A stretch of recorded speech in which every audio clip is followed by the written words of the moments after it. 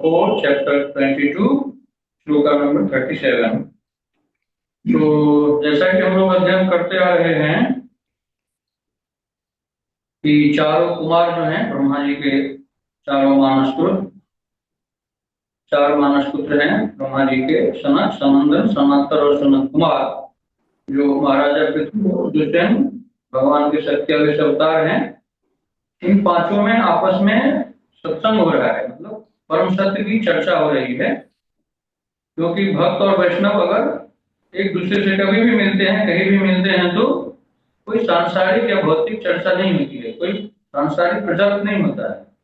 वो भगवान के ही नाम या रूप या उनकी लीला या उनके धाम या उनके भक्त या वैष्णव के विषय में ही चर्चा करते हैं। इसके लिए ये जो चारों कुमार हैं, और उन चारों कुमारों में जो ज्येष्ठ हैं सनत कुमार, ये महाराजा पृथु को सत्संग प्रदान कर रहे हैं, उपदेश कर रहे हैं। तो आज का जो प्रस्तुत श्लोक है उसमें अनुवाद में बता रहे हैं सनत कुमार। हे राजा पृथु, तुम भगवान को समझने का प्रयास करो, जो प्रत्येक हृदय में प्रत्येक जीव के साथ निवास कर रहे हैं, चाहे वह चर हो या अचर। चारों कुमारों में सर्वश्रेष्ठ सनत कुमार जी राजा पृथु को बता रहे हैं कि उन भगवान को समझने का प्रयास करो। एक्चुअली में ये जितने भी महापुरुष हैं, आप श्रीमद् भगवद गीता में ही देख लीजिए, जो भगवान श्री कृष्ण अर्जुन को उपदेश कर रहे हैं, यहाँ पे जो चारों कुमार और राजा पृथु जो आपस में चर्चा कर रहे हैं, ये सब हम जैसे बद्ध जीवों के लिए है। नहीं तो जो महाराजा पृथु हैं साक्षात भगवान के सत्यादेश अवतार हैं, मतलब उनको इस ज्ञान के उपदेश की क्या जरूरत है। लेकिन भले ही वो भगवान के सत्यादेश अवतार हैं, ये चारों जो कुमार हैं वो भगवान के पार्षद ही हैं, परिकर ही हैं, लेकिन फिर भी जहां कहीं भी मिलते हैं तो भगवान के आपस में चर्चा करते हैं, परम सत्य की चर्चा करते हैं, सत्संग करते हैं। और खास करके हम बद्ध जीवों के लिए, जिसको शास्त्रों में ये मोतियों की तरफ पिरोया गया है, ताकि इसका अध्ययन करके, इसका श्रवण करके हम लोगों को परम लाभ मिले, लाभ भी नहीं परम लाभ। तो ये सनत कुमार जी पृथु महाराज को कह रहे हैं कि आप भगवान को समझने का प्रयास करो, जो प्रत्येक जीव के हृदय में निवास कर रहे हैं, चाहे वह चर हो या अचर हो। तो भगवान प्रत्येक जीव के हृदय में वास करते हैं, ये उन्होंने कितने शास्त्रों में कहा है। और खास करके भगवत गीता के 18वें अध्याय के 61वें श्लोक में कहते हैं, जिसका अनुवाद हम लोग पढ़ेंगे। श्लोक है, ईश्वर सर्वभूतानां हृदय अर्जुन तिष्ठति, भ्रामयन् सर्वभूतानि यंत्रारूढ़ानि माया।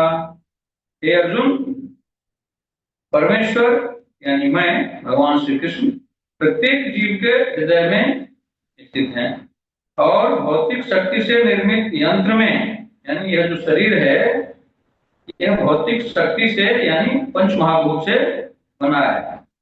क्षिति जल पावक गगन समीरा, पंच रचित अधम शरीरा। हालांकि शरीर जो है ये अधम है, यानी नाशवान है, नश्वर है, मरण धर्मा शरीर है।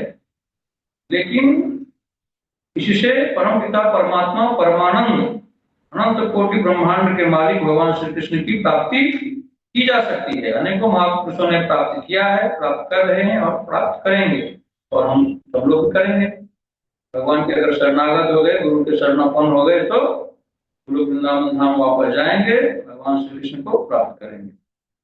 तो इस अध्याय के माध्यम से, इस श्लोक के माध्यम से भगवान श्री कृष्ण अपने मुख से बता रहे हैं अर्जुन को, हे अर्जुन, मैं जो हूँ प्रत्येक जीव के हृदय में स्थित हूँ, और प्रत्येक और भौतिक शक्ति से निर्मित यंत्र में सवार की भांति बैठे समस्त जीवों को अपनी माया से मार रहे हैं। और मैं क्या करता हूँ, मैं अंदर में बैठा हूँ, और जितने सारे जीव हैं अपनी माया से उन सबको घुमा रहे हैं। लेकिन वैष्णवों और भक्तों को माया से नहीं, वैष्णवों और भक्तों को तो अपनी योग माया से उनको भक्ति मार्ग में आगे बढ़ने के लिए, आध्यात्मिक मार्ग में आगे बढ़ने के लिए अपनी योग माया के द्वारा उनको सहायता करते हैं, उनकी कृपा करते हैं, करुणा करते हैं। लेकिन जो संसारी जन है, घोर संसारी हैं, जो भौतिक विषय वासनाओं में ही लिप्त हैं और सांसारिक इंद्रिय तृप्ति में जो लगे हुए हैं, उनको ये जो माया है, उनकी ये शक्ति है भगवान, वो उनको संसार में ही भरमाते रहते हैं, घुमाते रहते हैं। तो ये गीता के रूप से भगवान नहीं करते हैं। मैं प्रत्येक जीव के हृदय में, चाहे वो चर हो या अचर हो, मैं प्रत्येक हृदय में वास करते हैं। और हम इस संसार में देख भी रहे हैं, अनुभव कर रहे हैं, और इसी तात्पर्य में आगे लिखा भी हुआ भी है प्रभुपाद जी ने कि जब तक परम पिता परमात्मा भगवान श्री कृष्ण हमारे हृदय में स्थित हैं, अवस्थित हैं, तब तक ही इस शरीर का चैतन्यता है, यानी चेतना जो है भगवान की उपस्थिति से ही है। जैसे ही परमात्मा हृदय से निकल जाते हैं तो क्या हो जाता है, ये शरीर नष्ट हो जाता है, और कुछ ही क्षणों, पलों या घंटों के बाद ये शरीर सड़ने लगता है ना। तो यह भगवान की उपस्थिति से इस शरीर की आभा है या छटा है या चमक है। आगे इसी तत्व से बता रहे हैं।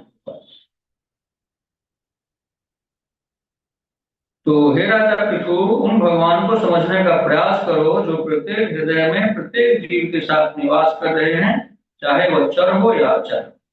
प्रत्येक जीव स्थूल भौतिक शरीर से तथा प्राण एवं बुद्धि से निर्मित सूक्ष्म शरीर से पूर्णतया आवृत है। तात्पर्य टोपा जी आगे बता रहे हैं, मनुष्य जीवन में आर्थिक विकास के लिए प्रयत्न करने तथा इंद्रिय तृप्ति में समय गंवाने की अपेक्षा मनुष्य को चाहिए कि वो भगवान को समझते हुए आध्यात्मिक गुणों के अनुशीलन का प्रयत्न करे, जो प्रत्येक जीव के हृदय में विराजमान है। तो प्रभात के तात्पर्य में यह कह रहे हैं कि आर्थिक विकास और इंद्रिय तृप्ति में समय गंवाने की अपेक्षा भगवान को समझने का, आध्यात्मिक गुणों के अनुशीलन का प्रयत्न करे। यानी आर्थिक विकास और इंद्रिय तृप्ति के विरुद्ध है प्रभुपाद जी, इसके लिए ऐसा लिख रहे हैं, ऐसा नहीं है। अगर हम भक्ति मार्ग में हैं, अगर हम भगवान की भक्ति कर रहे हैं, सेवा कर रहे हैं, उसके लिए भी सांसारिक अर्थ तो चाहिए। अगर हम अर्थ उपार्जन नहीं करेंगे, और खास करके अगर हम गृहस्थ आश्रम में हैं, अर्थोपार्जन नहीं करेंगे, नौकरी नहीं करेंगे, व्यवसाय नहीं करेंगे, तो अपने गृहस्थ दायित्व का निर्वहन कैसे कर पाएंगे। और अगर हम भक्ति मार्ग में हैं, वैष्णव में भक्त हैं, भगवान की सेवा कैसे करेंगे, वैष्णव की सेवा कैसे करेंगे, धाम की यात्रा, धाम निवास क्या कैसे करेंगे। तो अर्थ उपार्जन तो करना ही है और करना ही चाहिए।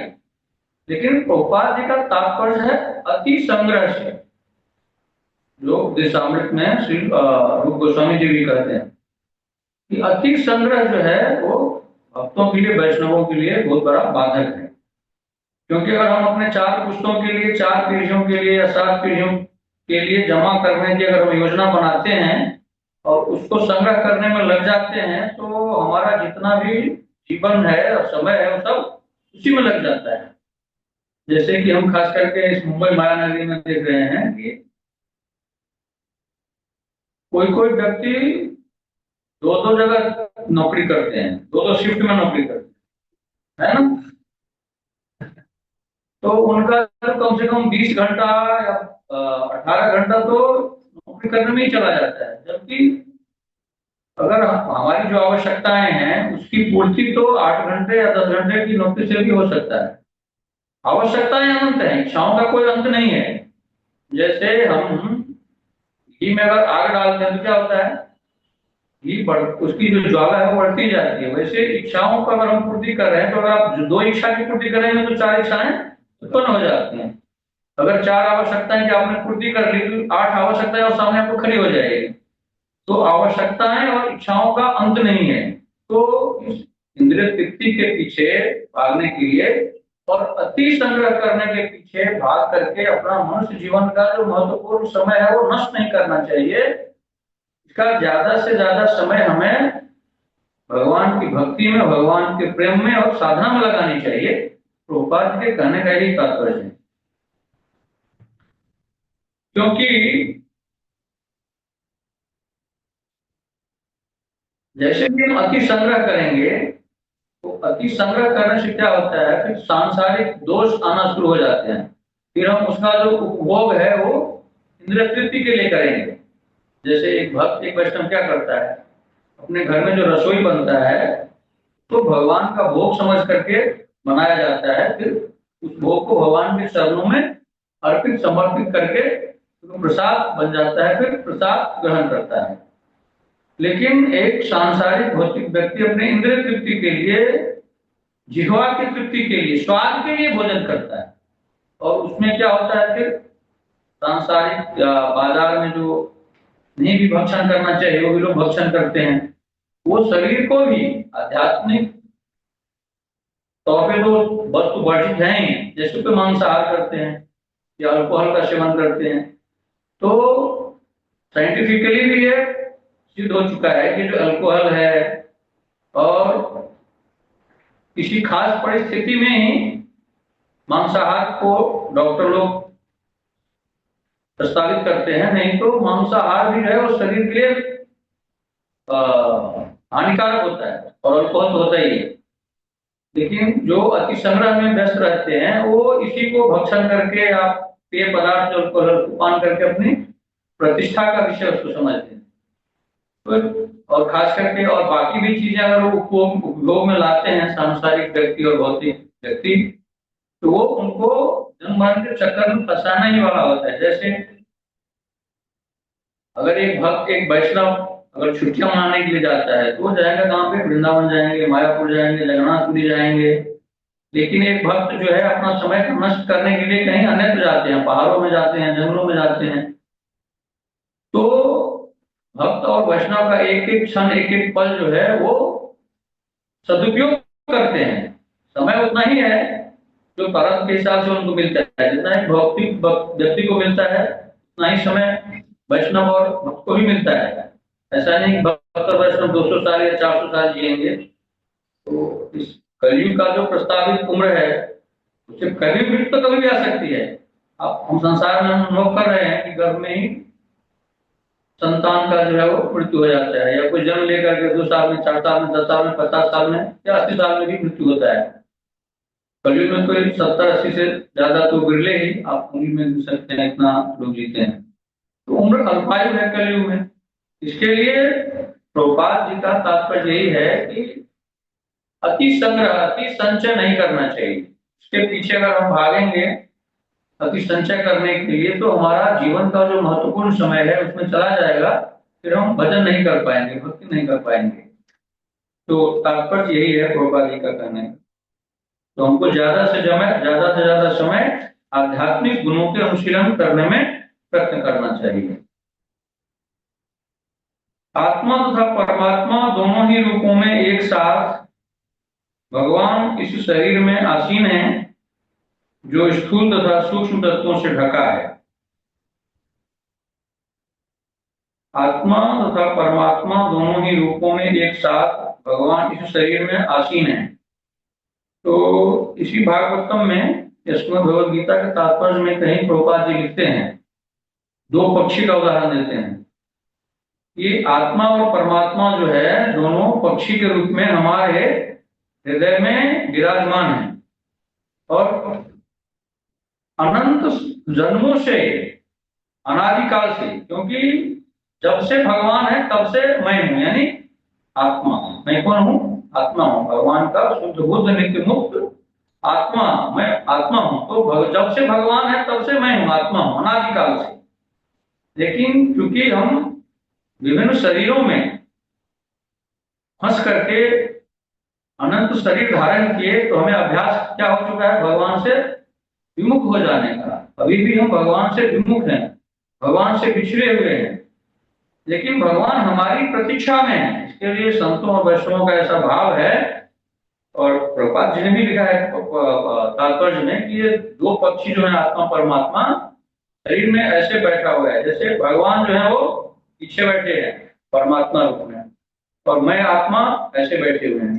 तो पीछे भगवान जो है वो इंतजार कर रहे हैं कि ये मेरी तरफ पलटेगा, मेरी सम्मुख होएगा। लेकिन वो जीव का ऐसा होता ही नहीं है। भगवान और जीव जो है मिल जाएगा ऐसा, आत्मा और परमात्मा। लेकिन वो भगवान की तरफ पीठ किए हुए बैठा है, इधर ही बैठा है हृदय के अंदर में, लेकिन वो भगवान की तरफ पीठ किए हुए है।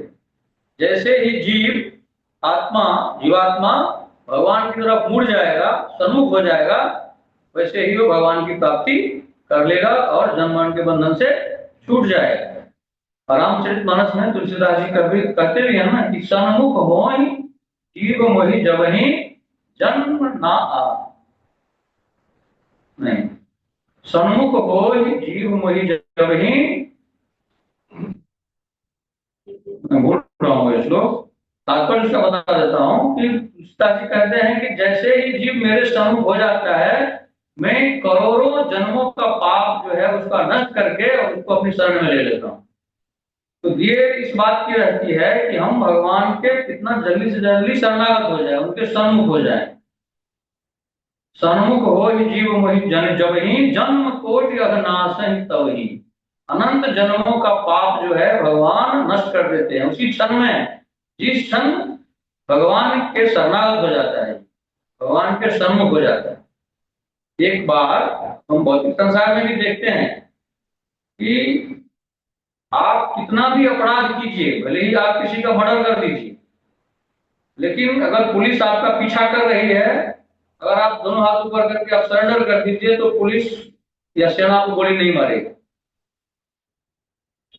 हम बॉर्डर पर देखते हैं आतंकवादी भी इतने निर्दोष व्यक्तियों का वो हत्या कर देता है, लेकिन सबसे पहले भारतीय सेना को सरेंडर करने के लिए ललकारती है।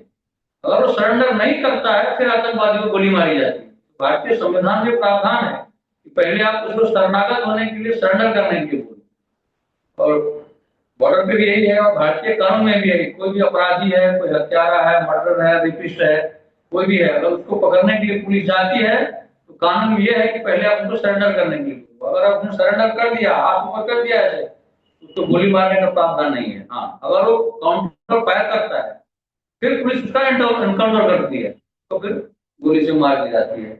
लेकिन उसने एक बार अगर सरेंडर कर दिया तो पुलिस भी या सेना भी उसको गोली नहीं मार सकती।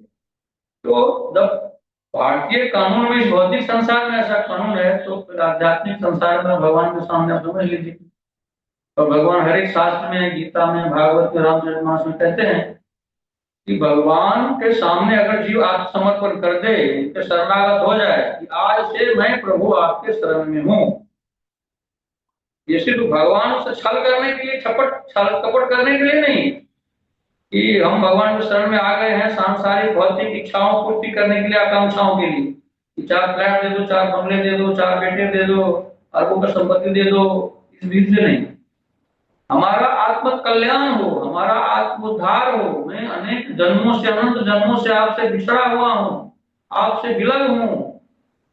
जब इस व्याकुलता से, जब इस प्यास से हम भगवान के शरण में जाएंगे कि अब तो हमें आप चाहिए, आपका शरण चाहिए, आपका प्रेम चाहिए, अब मैं जन्म लेते लेते, मरते मरते थक गया हूं, मैं हार गया हूं, मैं आपकी शरण में हूं। इस भाव से जब हम उनके शरणागत हो जाते हैं, आत्मसमर्पण कर जाते हैं, सरेंडर कर जाते हैं, तब अनंत जन्मों का जो पाप है, संचित कर्म है, वो भगवान माफ कर देते। कितना दयालु है, कितने कृपालु है। जबकि भारतीय कानून में सिर्फ है कि सरेंडर होने के बाद उसका दोष माफ हो जाएगा, ऐसा नहीं है। पुलिस या सेना उसको गोली नहीं मारेगी, सिर्फ उतना है।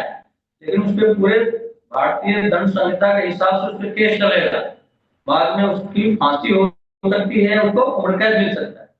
लेकिन भगवान के शरणागत होने पे आपने पिछले अनेक जन्मों में, भले ही आपने ब्रह्म हत्या की हो, वो हत्या की हो पिछले जन्मों में, लेकिन आप भगवान के शरणागत हो गए तो आज से पहले आपने क्या किया, सारे वो जो है चित्रगुप्त को बोलते हैं, इसका वही खाता मिटा दो।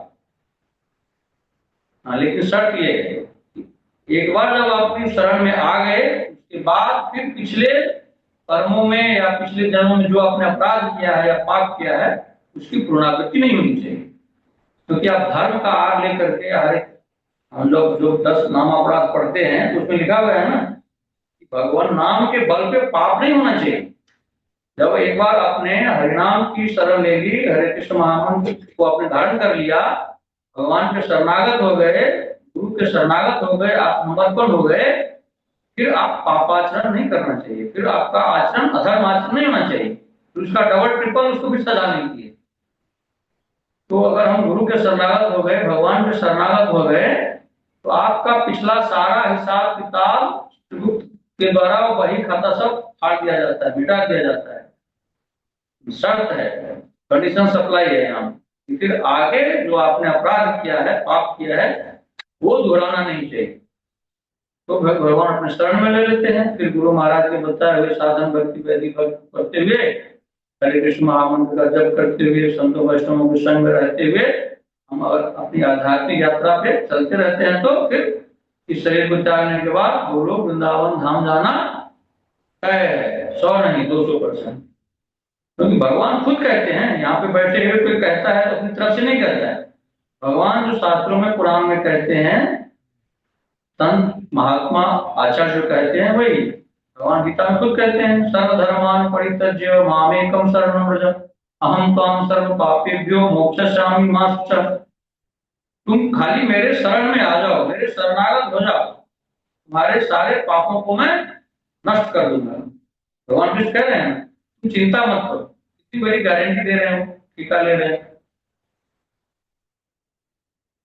तो प्रभुपाद जी यही बता रहे हैं कि आत्मा परमात्मा जो है इसी शरीर में आसीन है, लेकिन भगवान परमात्मा रूप में इस हृदय में पीछे बैठे हुए हैं, आगे आत्मा है, लेकिन जब तक विमुख है तब तक उसको नाना तरह का शरीर धारण करना पड़ता है, कभी कुत्ते का, कभी बिल्ली का, कभी गधे का, कीट पतंग का। लेकिन जैसे ही वो पलट जाता है, पीठ की बजाय मुख कर लेता है परमात्मा की तरफ, बस फिर उसका कल्याण हो जाता है, आत्म कल्याण हो जाता है। लेकिन अगर वो भगवान के सम्मुख नहीं हुआ, फिर वो पीछे बैठे उसका एक एक कृत्य को नोट करते रहते हैं पीछे बैठे हुए, क्योंकि वो साक्षी भाव में, दृष्टा भाव में वहां पे बैठे हुए हैं, पीछे इसके लिए बैठे हुए हैं कि अगर तुम मेरे सम्मुख हो गए, मेरे शरणागत हो गए, मेरे शरणापन्न हो गए, आप समर्पण कर दिया तूने, तो फिर तेरा जो है वो उद्धार हो जाएगा, आत्म कल्याण हो जाएगा, जन्म मरण के बंधन से तुम्हें छुटकारा मिल जाएगी। लेकिन अगर तुमने मेरी तरफ अपना मुख नहीं किया, मेरे सम्मुख नहीं हुए, तो फिर तुम्हारे सारे कर्मों का हिसाब किताब मैं पीछे बैठा देख रहा हूँ, तुम क्या कर रहे हो। आप एकांत में चाहेंगे कि भगवान नहीं है या कोई देख नहीं रहा है, ऐसा नहीं है। वैसे तो कंकड़ में भगवान है, कंकड़ का छोड़िए, सबसे नजदीक हमारे हृदय में बैठे हुए हैं और तो देख रहे हैं ये क्या कर रहा है। हर क्षण हर पल के कर्म को दृष्टा भाव से वो पीछे बैठे हुए देख रहे हैं और नोट कर रहे हैं साक्षी भाव में। वो आपको रोकेंगे नहीं, आप पाप करो, आप पुण्य करो, आप भक्ति करो या पापाचरण, क्योंकि ये कर्म योनि है।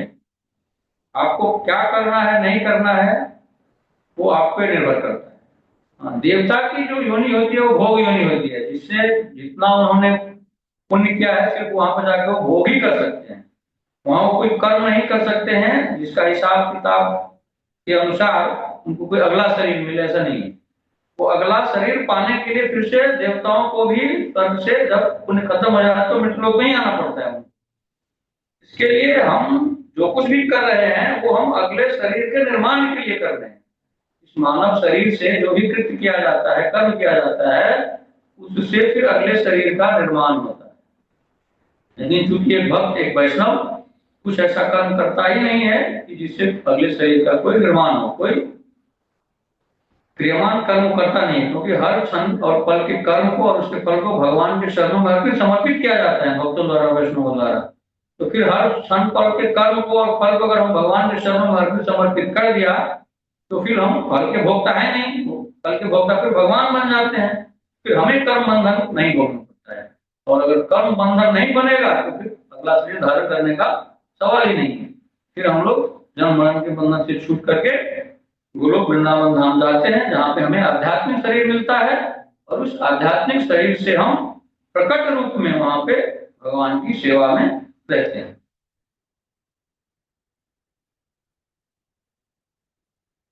तो प्रभुपाद जी ने आज के श्लोक में भी काफी विस्तार से तात्पर्य लिखे हैं, तो समय का तो यहाँ पे मर्यादा रहता है, फिर भी एक दो पॉइंट और देते हैं।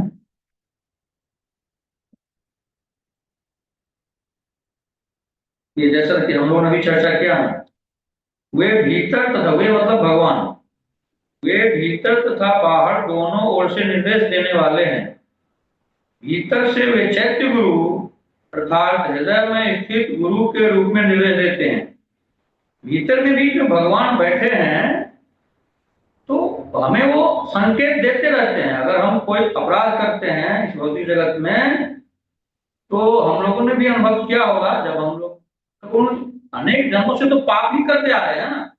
अगर पाप नहीं किए होते तो इस जन्म मरण के चक्र में फंसे क्यों होते? ये जो शरीर किसी को भी धारण करना पड़ता है, क्योंकि हमने भगवान जो निर्देश देते हैं या गुरु जो निर्देश देते हैं वो हमने कहीं किया नहीं। अनेक जन्म मिले, हमें मानव तन भी मिला, मानव शरीर भी मिला, लेकिन हमने गुरु के शरणागत नहीं हुए, गुरु के शरण में नहीं गए, भगवान के सम्मुख नहीं हुए। इसके लिए जन्म मरण के चक्कर में फंसे हुए हैं, अभी भी भटक रहे हैं। लेकिन मनुष्य शरीर में पिछले अनेक जन्मों में भी और इस शरीर में भी अब तो हम लोग गुरु के शरणागत हो गए हैं, गुरु ने हमें एक वैष्णव का वेश दे दिया है। लेकिन इससे पहले भी अगर हम पाप करते थे, पापाचरण करते थे, तो अंदर में भगवान बैठे हमें रोकते थे। एक बार आप कोई पाप कर्म करो, एक बार तो सिग्नल आता है नहीं ये नहीं करना चाहिए, ये अपराध है, ये गलत है, चोरी कर रहे हैं हम, तो ये चोरी करना पाप है ना। किसी के प्रति हम अगर अनिष्ट भाव रखते हैं, किसी का नुकसान करते हैं, हानि करते हैं, किसी के धन का अपहरण करते हैं, तो एक बार अंदर से आवाज आती है ये तो अपराध है, ये तो गलत है। लेकिन चूंकि इंद्रिय तृप्ति और सांसारिक माया हम पे इतनी हावी हुई रहती है कि उस अंदर की आवाज को हम सुन करके भी अनसुना कर देते हैं और अपराध करते हैं, पाप करते हैं। तो अंदर में जो भगवान हमारे चैत्य गुरु के रूप में बैठे हैं, और बाहर भी हमारे गुरु हैं जिनसे हम शरणागत होते हैं, जिनसे हमें दीक्षा मिलती है।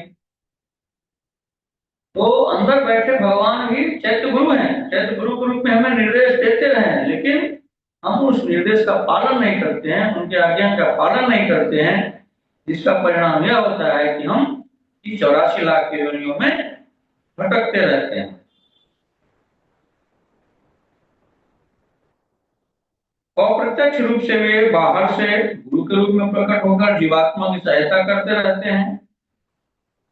दोनों ही तरह से भगवान जीवात्मा को निर्देश देते रहते हैं, जिससे वह भौतिक कार्यकलाप पूरा करके भगवान के धाम वापस आ सके। भौतिक कार्यकलाप पूरा करने का से तात्पर्य प्रभुपाद जी का यह है कि अगर हम गृहस्थ आश्रम में हैं तो हमें नौकरी करनी पड़ेगी या व्यवसाय करनी पड़ेगी, किसान है तो खेती करनी पड़ेगी, या माता जी लोग हैं हाउस वाइफ हैं तो उनका रसोई का काम रहता है। लेकिन इसको भी करके हम गोलोक वृंदावन धाम वापस जा सकते हैं।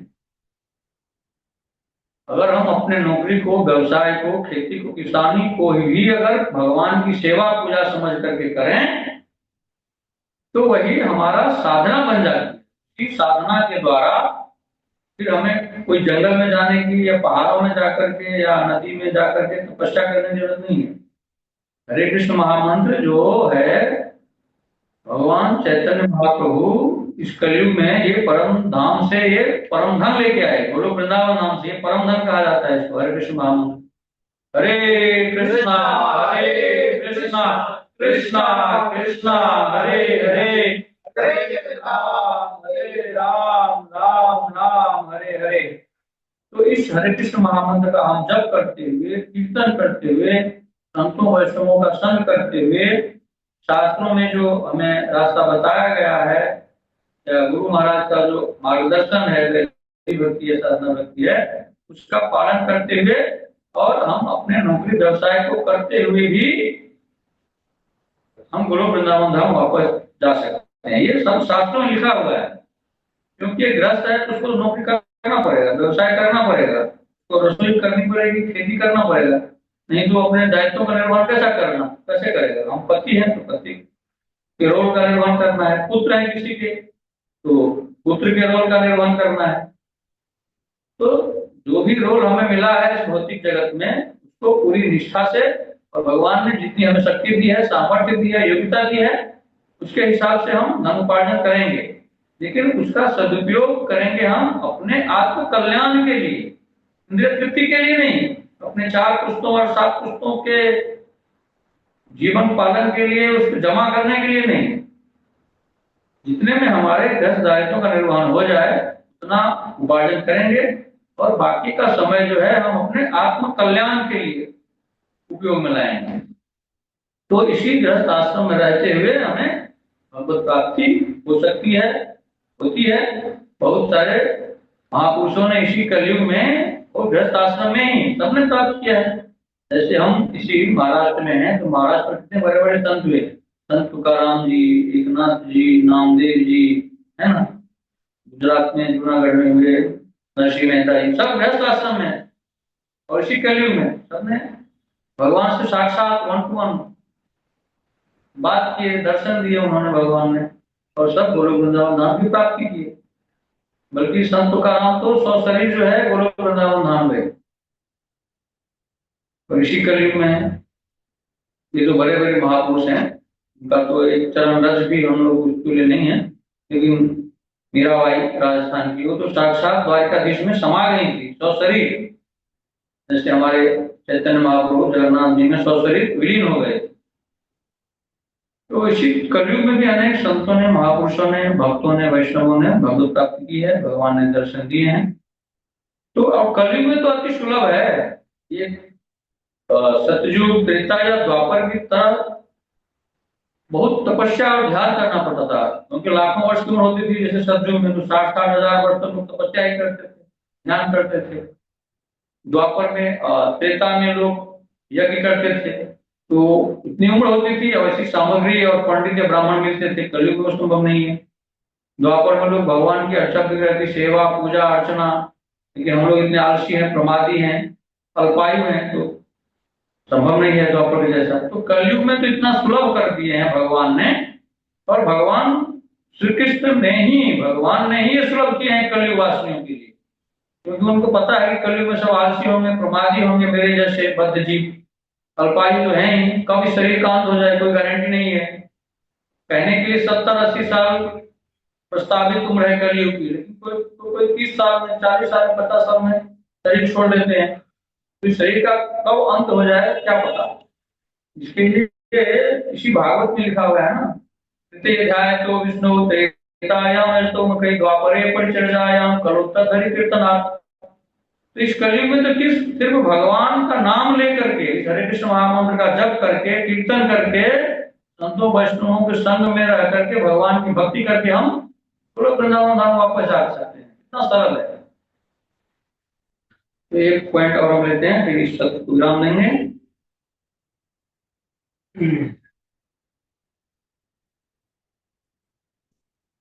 निष्कर्ष रूप में मनुष्य को चाहिए कि तथाकथित आर्थिक उन्नति तथा इंद्रिय तृप्ति में अपना समय न गंवाकर परमात्मा तथा आत्मा एवं उनके संबंध, यहाँ पे 3 पॉइंट प्रभुपाद जी ने लिखे हैं, परमात्मा, आत्मा एवं उनके संबंध। भगवद गीता में एक श्लोक है, भगवान स्वयं कर रहे हैं, जन्म कर्म च मे दिव्यम एवं यो वेति तत्त्वतः त्यक्त्वा देह पुनर्जन्म नैति मामेति सोचना। यानी तुम मेरे जन्म के और कर्म के तत्व को समझ लो, फिर सारी आध्यात्मिक ज्ञान तुमको प्राप्त हो जाएगी। तो भगवान का जन्म यानी जो इस धराधाम पे आते हैं वो क्यों प्रकट होते हैं, क्यों आते हैं, और मेरे कर्म को, मेरा कर्म क्या है, इतनी बातें तुम समझ लो और मुझसे प्रेम करो, मेरी भक्ति कर लो, बस गोलोक वृंदावन धाम की प्राप्ति हो जाएगी। प्रभुपाद जी लिख रहे हैं कि मनुष्य को चाहिए कि तथाकथित आर्थिक उन्नति तथा इंद्रिय तृप्ति में अपना समय न गंवा करके, यानी अति संचय न करके। इसका मतलब ये नहीं है कि हम गृहस्थ आश्रम में हैं, लेकिन सब बच्चे को, पत्नी को, गृहस्थ परिवार को त्याग करके जंगल में चले जाए, सन्यासी बन जाए, ऐसा नहीं। प्रभुपाद जी का तात्पर्य यहाँ पर यह है कि अति संचय में हम अपना ज्यादा से ज्यादा समय न व्यर्थ करें, न गंवाएं, समय नष्ट न करें। जितनी आवश्यकताओं की पूर्ति है, जितने से हम अपने गृहस्थ आश्रम के दायित्वों का निर्वहन कर पाए, बस आप उतना उपार्जन कीजिए, उतना संचय कीजिए, ताकि आराम से अपने गृहस्थ आश्रम के दायित्वों का निर्वहन हो सके और भक्ति मार्ग में है तो भगवान की सेवा में, वैष्णवों की सेवा के लिए जितना चाहिए, धाम वास के लिए या धाम यात्रा के लिए जितना चाहिए, बस उतना अर्थ चाहिए। और भगवान खुद गीता में कहते भी हैं, योगक्षम भाम्यम, जो तुम्हारे पास है उसकी मैं रक्षा करूंगा, और जो जितनी तुम्हारी आवश्यकताएं हैं वो मैं प्रदान करूंगा। भगवान खुद गारंटी दे रहे हैं, तो भगवान ही देते हैं, क्योंकि वही कर्ता धर्ता भर्ता भोक्ता सब वही है। व्यर्थ में ही हम अपने आप को कर्ता मान करके ये जो है अभिमान कर लेते हैं कि मैं ही करता हूँ। अपने को जो है स्वामित्व का जो अभिमान है, मालिक पने का, मैं मालिक, मैं स्वामी, तो ये देहाभिमान, देहात्म बुद्धि जो है, यही हमें जन्म के चक्कर में फंसाती है। इसके लिए अपने आप को कभी करता कि मैं करता हूं या मैं भोगता हूं ऐसा नहीं मानना चाहिए। कर्ता भोक्ता सब भगवान ही है। मनुष्य को चाहिए कि तथाकथित आर्थिक उन्नति एवं इंद्रिय तृप्ति में अपना समय न गवाकर परमात्मा तथा आत्मा एवं उनके संबंध को समझने के लिए आध्यात्मिक ज्ञान का अनुशीलन करे। इस प्रकार ज्ञान के बढ़ने से मनुष्य को मोक्ष तथा जीवन का चरम लक्ष्य प्राप्त हो सकता है, जैसा हम लोगों ने भी चर्चा किया। जब ये आध्यात्मिक ज्ञान हमें हो जाएगी, खास करके शरीर और आत्मा का ज्ञान, क्योंकि अभी तक हम लोगों ने अनेक जन्मों में क्या किया, अपने आप को शरीर माना कि मैं ये शरीर हूं, और फिर इस शरीर की इंद्रिय तृप्ति के लिए इसको भोग विलासों में लगाया, इंद्रिय तृप्ति में लगाया, विषय भोग में लगाया, सांसारिक भोग विलास के सामानों को इकट्ठा करने में लगाया, इस शरीर को सुख पहुंचाने के लिए, सुविधा पहुंचाने के लिए, इस शरीर को जितना आराम मिलेगा, जितना सुख मिलेगा, जितना ये भोग विलास करेगा उतना हमें सुख मिलेगा, ऐसा ही हम लोगों ने समझा। तो अपने को शरीर समझना ही नहीं है, मैं शरीर नहीं हूं। इसको बोलते हैं देहाभिमान का नष्ट होना, देहात्म बुद्धि का नष्ट होना। क्योंकि मैं तो भगवान का जो परम पिता परमात्मा परमानंद है, सच्चिदानंद है, उनके ही अंश है ना। इसके लिए तो हम आनंद ही चाहते हैं। संसार में जितने भी प्राणी हैं, जीव हैं, सब आनंद चाहते हैं। क्यों चाहते हैं? क्योंकि वो परमानंद के संतान है, परमानंद के अंश है, इसलिए सब आनंद ही चाहते हैं। कोई दुख चाहता है क्या? नहीं चाहता। और कोई भी मरना नहीं चाहता। तो मरना चाहता है? अब सांसारिक भौतिक व्यक्तियों के पास में मरने की चर्चा कीजिए तो उसको लोग अपशकुन मानते हैं, अशुभ मानते हैं। अरे ये तो हमेशा हरे कृष्णा करता रहता है और मरने की बात करता है। लेकिन ये ध्रुव सत्य है। कोई आज अगर जन्म लेता है तो डॉक्टर बनेगा कि नहीं, इंजीनियर बनेगा कि नहीं, वैज्ञानिक बनेगा कि नहीं, या करोड़पति अरबपति बनेगा कि नहीं, इसकी गारंटी नहीं है, ये निश्चित नहीं है। लेकिन जिसने जन्म लिया है वो मरेगा, ये निश्चित है, ये ध्रुव सत्य है। और उसके जन्म लेने के पहले ही वो निर्धारित हो जाता है कि कब इसकी मृत्यु होने वाली है। इसके लिए इस मनुष्य शरीरधारी जो है जीव, वो क्या बनेगा, क्या करेगा, क्या होगा, नहीं होगा, कुछ पता नहीं है किसी को। मरेगा ये सबको पता है, लेकिन फिर लोगों को लगता है हम 200 साल जिएंगे, 400 साल जिएंगे, और इस हिसाब से लोग भाग रहे हैं, इकट्ठा कर रहे हैं आर्थिक संपत्ति। तो इसके लिए प्रभुपाद जी हम लोगों को सचेत कर रहे हैं, हमको सावधान कर रहे हैं एक तरह से। मनुष्य को चाहिए कि तथाकथित आर्थिक उन्नति तथा इंद्रिय तृप्ति में अपना समय न गवा करके परमात्मा तथा आत्मा एवं उसके संबंध को समझने के लिए आध्यात्मिक ज्ञान का अनुशीलन करे। इस प्रकार ज्ञान के बढ़ने से मनुष्य को मोक्ष तथा जीवन का चरम लक्ष्य प्राप्त हो सकता है। जीवन का चरम लक्ष्य क्या है? हाँ, जीवन का चरम लक्ष्य है भगवत प्राप्ति, भगवान के चरण कमलों की प्रेम की प्राप्ति, भगवान की प्राप्ति, गोलोक वृंदावन धाम की प्राप्ति, ये चरम लक्ष्य। इसके लिए ही ये मनुष्य शरीर मिला है। ये बात अलग है कि हम इसको इंद्रिय तृप्ति में, भोग विलास में लगा करके अनेक जन्म बर्बाद किए। ऐसा नहीं पहला ही जन्म हमें ये मानव तन मिला है, अनेक बार हमें यह मानव तन मिला, मानव शरीर मिला, लेकिन हमने इसका कारण यही था कि हम भगवान से विमुख रहे, भगवान के सम्मुख नहीं हुए, संतों वैष्णवों का संग नहीं किया, और अनेक हमने मानव जन्म बर्बाद कर दिए।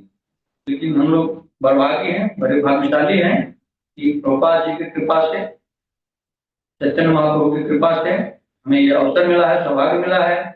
और इस्कॉन जैसी संस्था में हमें यहाँ पर तो खास करके सब लोग इस्कॉन से ही जुड़े हुए हैं, तो हमें ये प्लेटफॉर्म मिला है इस्कॉन जैसा, संतों वैष्णवों का संघ मिला है।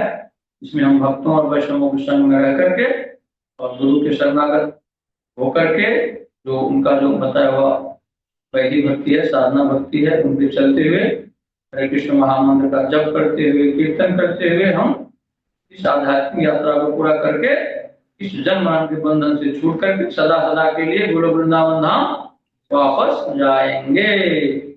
हरे कृष्णा कृष्णा कृष्णा हरे हरे, हरे राम राम राम हरे हरे।